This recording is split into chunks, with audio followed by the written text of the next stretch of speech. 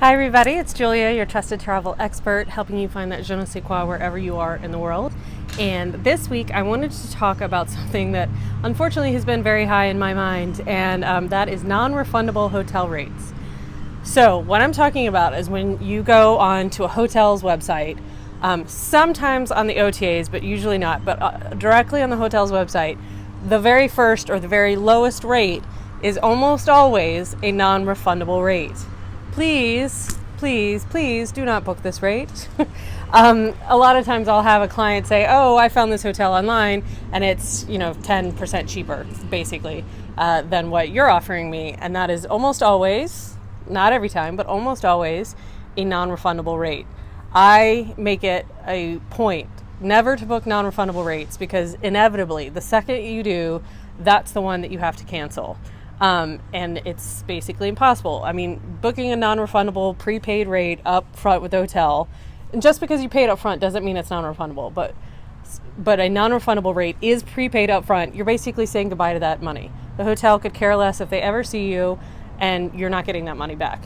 And unfortunately, I misread a policy. Almost always when I'm booking, I mean, like I said, I never ever book non-refundable rates, but almost always my providers, it's pretty clear which one's non-refundable and which one is not.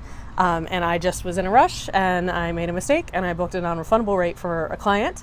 And of course they changed their mind about a half an hour later, which is within their right to do.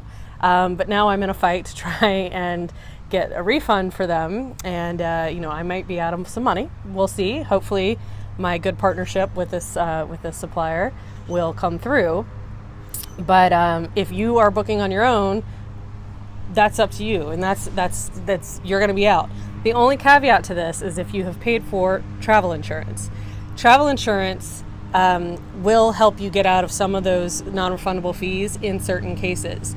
Like I said, the hotel doesn't care if you show up or not. I mean, they don't care if you break your ankle 2 weeks before you're going on a trip, or if your kid gets sick the night before you're going on a trip, or anything. They don't care.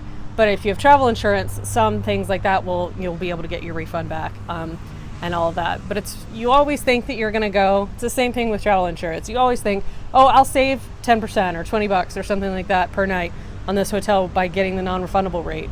But I just can't tell you enough how you should never ever do it. It's not fun, and it's always the time that something happens that you need to cancel a non-refundable rate, and it's just a mess. So that's a quick tip for this week. Don't do as I do. Learn from my mistake and avoid the hassle of dealing with some money that you may not get back. I'll talk to you next week. Bye.